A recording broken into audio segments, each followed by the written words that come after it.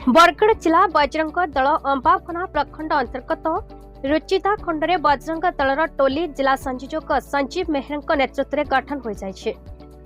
अनुष्ठित बैठक में सर्वसम्मतिक्रमे खंडर संयोजक भाव डंबरू मेहर, सह संयोजक दुष्मंत मेहर, मिलन केन्द्र प्रमुख विनय नायक, सुरक्षा प्रमुख रोहित दास, टिकेश्वर मेहर, विद्यार्थी प्रमुख रेशम देहरी, गौ सुरक्षा प्रमुख तरुण शाह, बल उपासना प्रमुख भाव शिवा भोई को दायित्व दिया। आगामी दिन में अंचल में हिंदुत्वर सुरक्षा और हिंदू धर्मर प्रचार पर सदा सर्वदा उपस्थित रही अंचल होता धर्मांतरीकरण को रोकने को शपथ नेले। उक्त बैठक में बरगढ़ बजरंग दलर नगर संयोजक सुखदेव मल्लिक, ऋतिक शतपथी, दीपक जगदला और प्रखंडर शताधिक कार्यकर्ता उपस्थित थे।